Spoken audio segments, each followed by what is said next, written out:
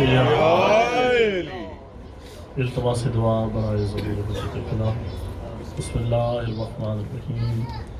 اللہم کن ولیک الحجۃ ابن الحسن صلوات علیہ وعلی آلہ فی ہذہ الساعۃ وفی کل ساعۃ ولیا وحافظا وقائدا وناصرا ودلیلا معینا حتی تسکنہ ارضہ وتمتعہ فیہا طویلا.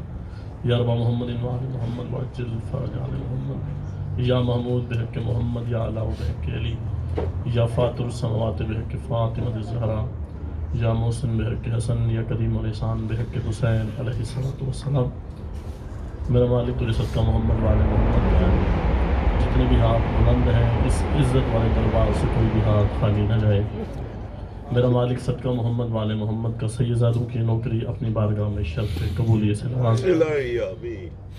استقبال آل اطہار خصوصاً استقبال حضرت سیدہ کے لیے نظریں نیچی جھکا کر بآواز بلند صلوات. اللہم صلی علی محمد وآل محمد. نعرہ تکبیر. اللہ اکبر. خالق اکبر کا نام بہت بلند ہے اور میرے سامنے اس امام کے ماننے والے بیٹھے ہیں جس کا لقب ہے سید الموحدین، توحید پرستوں کا سردار.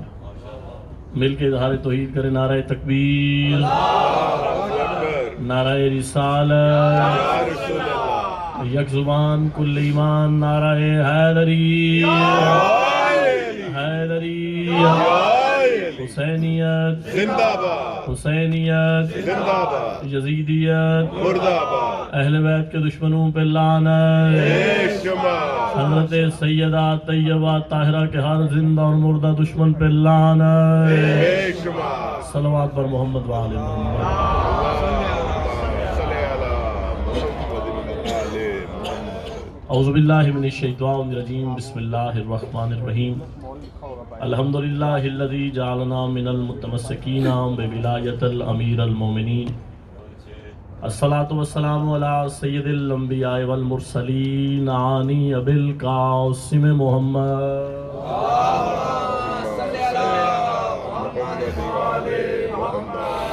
وعلی سید المطہر والامام المظفر الشجاع الغضنفر ابی شبیر شبر قاسم طوبہ وسکر العارف المبین الناصر المعین السید الرضی الامام الوسیع الحاکم بنص الجلی مظہر لجائب و مظہر الغرائب والنقطۃ دائر المطالب اصل اللہ الغالب غالب علی کل غالب مولانا و مولا ثقلین ابی الحسنین امیر المومنین علی بن ابی طالب وعلیہ الطیبین الطاہرین المعصومین المظلومین ولعنۃ اللہ اعدائہم وغاصب حقوقہم ومنکر فضائلہم ومصائبہم وولایتہم اجمعین. اما بعد فقد قال تبارک و تعالی فی کتابہ المجید. بسم اللہ الرحمن الرحیم. فاسألوا اہل الذکر ان کنتم لا تعلمون. صلوات. اللہم صلی علی محمد وآل محمد.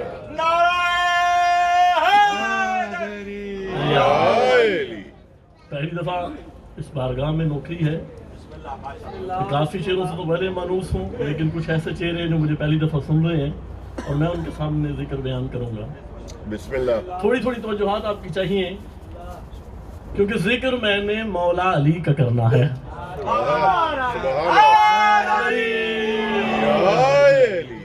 اور اپنے چہروں پہ ذرا نور مودت پھیلائیں. میری گزارش ہے جتنی دیر بھی آپ کے سامنے میں گفتگو کروں اور مجھے وقت کی کمی کا پورا احساس ہے.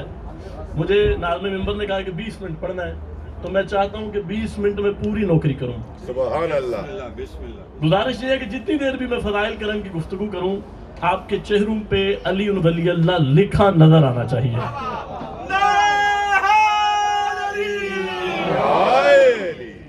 مجھے حضور نے کہا ہے کہ وقت کم ہے اور میرا ایمان ہے کہ اگر آدم کی پہلی سانس سے لے کر آخری آدمی کی آخری ہچکی تک بھی وقت مل جائے تو علی بادشاہ کی نالین کے فضائل پڑھنے کے لیے تھوڑا ہے. کیا کہنا ہے؟ مالک آپ کو سلامت رکھے. اگر وقت زیادہ بھی مل جائے تو جو حق ثنا ہے وہ ادا ہو نہیں سکتا. توجہ چاہیے صاحبان آپ کو. وقت کم ہے، میں کہہ رہا ہوں اگر وقت زیادہ مل جائے تو جو حق ثنا ہے وہ ادا ہو نہیں سکتا. کیوں؟ قرآن سا لہجہ تو میرا ہو نہیں سکتا. جو حق ثنا ہے وہ ادا ہو نہیں سکتا. قرآن سا لہجہ تو میرا ہو نہیں سکتا. اور یہ سوچ کے فطرس چلا گہوارے کی جانب، یہ سوچ کے فطرس چلا گہوارے کی جانب، شبیر جو چاہ لیں تو کیا ہو نہیں سکتا.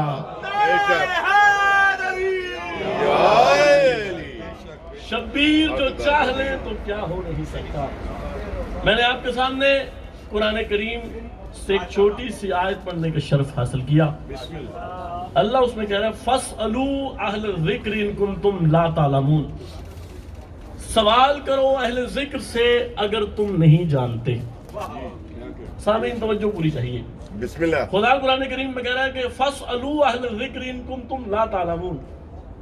سوال کرو اہل ذکر سے اگر تم نہیں جانتے. اس کا مطلب ہے کہ اہل ذکر کوئی ایسے لوگ ہونے چاہیے جو کبھی کسی سے سوال نہیں کرتے. توجہات آپ کی چاہیے. جو بزرگ ہیں ان سے دعا چاہیے، جو نوجوان ہیں ان سے توجہ چاہیے. بسم اللہ. خدا کہہ رہا ہے فَاسْأَلُوا أَهْلَ الذِّكْرِ إِن كُنتُمْ لَا تَعْلَمُونَ. سوال کرو اہل ذکر سے.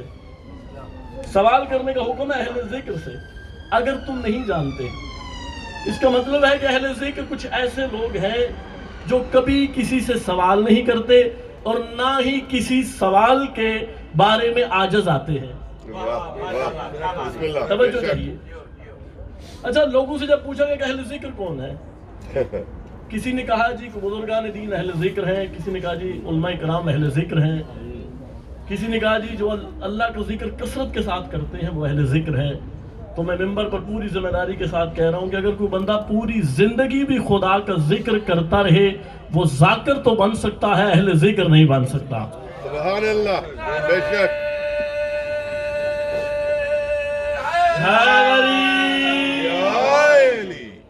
وہ بندہ ذاکر تو بن سکتا ہے، اہل ذکر نہیں بن سکتا. اب دیکھیے، ایک فکرہ ہے خدا کا اور ایک فکرہ ہے عبد خدا کا. ابھی اہل ذکر کی تصویریں سامنے آنے لگی ہیں. توجہات صاحبان چاہیے. ایک فکرہ ہے خدا کا، دوسرا فکرہ ہے عبد خدا کا. خدا کہہ رہا ہے فَاسْأَلُوا، سوال کرو اہل ذکر سے. اور ابو طالب کا بیٹا کہہ رہا ہے سلونی سلونی، مجھ علی سے سوال کرو. بسم اللہ. ابو طالب کا بیٹا علی کہہ رہا ہے سلونی سلونی، مجھ علی سے سوال کرو. اچھا، یہ جو سلونی کا دعویٰ ہے یہ علی نے کب کیا پہلی دفعہ؟ توجہات صاحبان چاہیے. کیا علی نے 10 سالہ ظاہری زندگی میں کیا؟ کیا علی نے 20 سالہ ظاہری زندگی میں کیا؟ کیا 30 سالہ ظاہری زندگی میں کیا؟ نہ 10 سال کی زندگی میں کیا، نہ 20 سال کی زندگی میں کیا، نہ 30 سال کی زندگی میں کیا. کتابوں میں ملتا ہے کہ پہلا دعویٰ سلونی علی نے محمد کے ہاتھوں پہ کیا. اللہ اکبر. بھائی دعا علی نے پہلا دعویٰ سلونی 16 رجب حرم کعبہ محمد کے ہاتھوں پہ کیا. اچھا، پورا عرب اکٹھا ہو کے آ گیا تھا اور آپس میں باتیں ہو رہی تھی. یہاں تو ہمارے لات کا قبضہ تھا، یہ بچہ اس گھر میں کیسے آ گیا.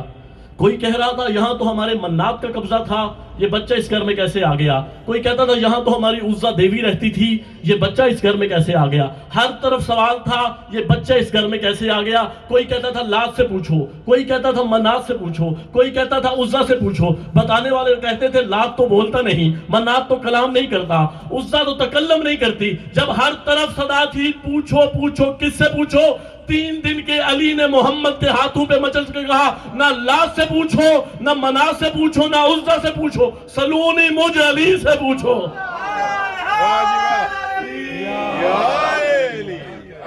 سلونی سلونی مجھ علی سے پوچھو. اچھا، پھر علی نے دعویٰ سلونی کب کیا؟ بھائی توجہ. جب ممبر کا مالک ممبر پر بیٹھا. توجہ چاہیے صاحبان آپ کی. شاید یہ فضائل کے رنگ کی آخری بات ہو. میرے بعد بڑے میرے محترم جناب علامہ مرتضیٰ مہدی صاحب بھی خطاب کرنے والے ہیں اور بزرگ جناب سید صفدر شاہ جی بھی خطاب کرنے والے ہیں. دوسرا دعویٰ سلونی علی نے کب کیا؟ جب علی منبر پہ بیٹھے. بھائی پوری توجہ چاہیے. اچھا، اور کچھ لوگ میرے مولا علی کے پاس اکٹھے ہو کے آئے اور آ کے کہا کہ یا علی بڑا افسوس ہے آپ کی حکومت چھن گئی. بھائی توجہ، استقبال میں آپ سارے کھڑے بھی ہو جائیں نا تو حق کے سماعت ادا نہیں ہوتا، لیکن میں 4 گھنٹے کا سفر کر کے وہاں میرے لیے دعا بھی کر دیں تو کافی ہے. علی کے پاس آئے کہ یا علی بڑا افسوس ہوا آپ کی حکومت چھن گئی. بھائی پوری توجہ چاہیے. یا علی، سوال دیکھیے، یا علی بڑا افسوس ہوا آپ کی حکومت چھن گئی. علی نے مسکرا کے فرمایا کیا کسی کے ہاتھ عرش تک پہنچ گئے؟ ہوئے ہوئے ہوئے، کیا کہنے آپ کے یار ہاتھ ہوگا. کیا کہنے آپ؟ علی نے فرمایا کہ کسی کے ہاتھ عرش تک پہنچ گئے. اور مولا علی نے کیا کہا؟ مولا علی نے فرمایا کہ صبح ہو رہی ہے. جی ہو رہی ہے. کیا شام ہو رہی ہے؟ جی ہو رہی ہے. کیا سورج نکل رہا ہے؟ جی نکل رہا ہے. کیا چاند نکل رہا ہے؟ جی نکل رہا ہے. بھائی پوری توجہ. کیا ماؤں کے رحموں میں بچوں کی شکلیں بن رہی ہیں؟ جی بن رہی. علی نے فرمایا یہ علی کی حکومت ہے.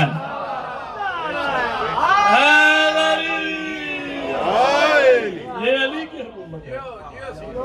توجہ چاہیے صاحبان، یہ علی کی حکومت ہے. ہر کام ہو رہا ہے. بھائی تم کیا سمجھتے ہو کہ علی کو تاج و تخت کی ضرورت ہے؟ علی گھر میں بیٹھے بھی اللہ کا خلیفہ ہے. اچھا، لوگ اکٹھے ہو گئے یا علی حکومت قبول کریں، یا علی حکومت قبول کریں. اچھا، اور رسول اللہ کو ایک یمن کے بندے نے منبر گفٹ کیا تھا. پہلے رسول اللہ کھجور کے ایک درخت کی اوڑ میں خطبہ دیا کرتے تھے. یمن کے ایک بندے نے، بڑا زیرک آدمی تھا، کہ اس نے منبر کی سیڑھیاں بنوائی 4. توجہ صاحبان، منبر کی سیڑھیاں بنائی 4، رسول اللہ کو گفٹ کیا. رسول اللہ پہلی سیڑھی پہ بیٹھ کے خطبہ دیا کرتے تھے. اور رسول کی ظاہراً زندگی کے بعد جب پہلا حکمران آیا اس نے احترام رسول میں پہلا زینہ چھوڑ دیا، وہ دوسرے پہ بیٹھ کے خطبہ دیتا تھا. اور جو ان کے بعد آیا اس نے پہلے دونوں زینے چھوڑ دیے، تیسرے پہ بیٹھ کے خطبہ دیتا تھا. اور جب اس کے بعد والا آیا اس نے 3 زینے چھوڑ دیے اور چوتھے پہ بیٹھ کے خطبہ دیتا تھا. بھائی توجہ صاحبان چاہیے. اب علی سے کہا علی حکومت قبول کریں، اور اگر آپ نے حکومت قبول نہ کی تو میدان محشر میں ہم رسول اللہ سے شکوہ کریں گے کہ دین پہ مشکل بنی، علی نے حکومت قبول نہ کی. اور یہی چیز علی کو منبر تک لے کے آئی. بھائی توجہ چاہیے. اچھا، اب یہ سارے بندے سوچ رہے تھے کہ علی کہاں بیٹھے گا. اللہ اکبر اللہ، کیونکہ زینے تو ختم ہو گئے ہیں. اب علی کہاں بیٹھ کے خطبہ دے گا، علی کہاں بیٹھ کے خطبہ دے گا. اور جب علی بالکل مسجد میں آئے تو ہر بندہ علی کو مبارک دے رہا، یا علی مبارک ہو آپ کو خلافت مل گئی، یا علی مبارک ہو آپ کو حکومت مل گئی. ایک علی کا نوکر تھا جس کا نام سلیمان تھا، وہ ممبر کو مبارکباد دے رہا تھا، ممبر تجھے مبارک ہو، آج پھر محمد تجھ پہ بیٹھے گا.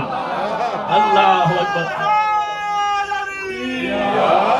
ممبر تجھے مبارک ہو، آج پھر محمد تجھ پہ بیٹھے گا. اچھا، لوگ آپس میں چہ مگوئیاں کر رہے ہیں کہ اب علی کہاں بیٹھے گا. کوئی بندہ قیاس کر رہا ہے علی تو کھڑے ہو کے خطبہ دے کے گھر چلا جائے گا. توجہ صاحبان. کوئی کہہ رہا نہ ہو جی علی چٹائی بچھا کے نیچے بیٹھے گا، خطبہ دے گا گھر چلا جائے گا. کوئی کہہ رہا علی آگے سیڑھی پہ بیٹھے گا. اب میرے مولا علی مسجد کے اندر آئے اور منبر کی طرف بڑھنے لگے. اللہ اکبر. علی نے چلنا شروع کیا اور علی منبر کی طرف جانے لگے. علی نے پہلی سیڑھی پہ قدم رکھا، لوگوں کی حیرت بڑی. علی نے دوسری سیڑھی پہ قدم رکھا، لوگ اور پریشان ہوئے. علی نے تیسری سیڑھی پہ قدم رکھا اور علی وہاں بیٹھے جہاں نبیوں کا سلطان بیٹھتا تھا. اللہ اکبر. ایک بندہ اٹھ کے کھڑا ہو گیا، اس نے کہا ما ھذا کرمت مقام رسول اللہ. یا علی آپ نے اللہ کے رسول کی توہین کی، یہاں تو نبیوں کا سلطان بیٹھتا تھا. علی نے کہا قدرت تیرا منہ توڑے، تو اس لکڑی کے پھٹے کی بات کرتا ہے. اس وقت مر گیا تھا جب میں دوش رسالت پہ سوار ہوا.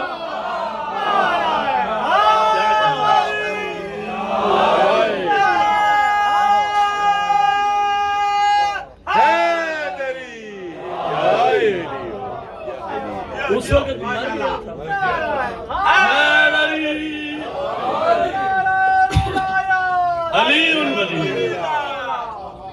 اس وقت مر گیا تھا جب میں دوش رسالت پہ سوار ہوا تھا. بھائی توجہ چاہیے. اور رسول اللہ اور مولا علی بت توڑنے ہیں. توجہ چاہیے. رسول اللہ کہتے ہیں کہ یا علی تو میرے شانوں پہ سوار ہو اور بت توڑ. بھائی توجہ چاہیے. اللہ جانے بار بار میرا کیوں دل کر رہا کہ یہ بات میں کر رہا ہوں. علی تو میرے شانوں پہ سوار ہو اور بت توڑ. علی فرماتے ہیں یا علی یا رسول اللہ آپ میرے شانوں پہ سوار ہو اور بت توڑیں. توجہ چاہیے. اب دیکھیے کہ رسول اللہ کا حکم علی کے لیے حکم خدا ہے. علی نے کہا سرکار میں آپ کے شانوں پہ چڑھ کے بت توڑتا ہوں لیکن مجھے یہ تو بتائیں اس کی وجہ کیا ہے. میں کہہ رہا ہوں استقبال میں آپ سارے اٹھ کے کھڑے بھی ہو جائیں تو حق سماعت ادا نہیں ہوتا.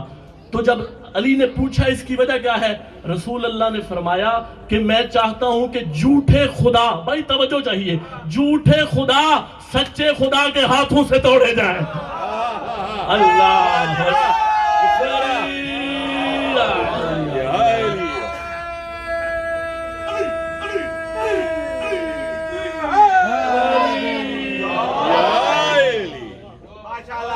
کیا کہنے آپ کو, مولا آپ کو سلامت رکھیں.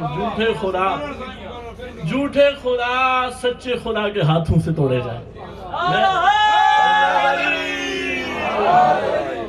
وقت کے دامن میں گنجائش نہیں ورنہ میں اور بھی پڑھتا. جتنی مرضی خطابت ذاکر کر لے لیکن جو بیویاں شام سے آتی ہیں, جو بڑی دور سے آتی ہیں اور بڑی دیر سے جاتی ہیں,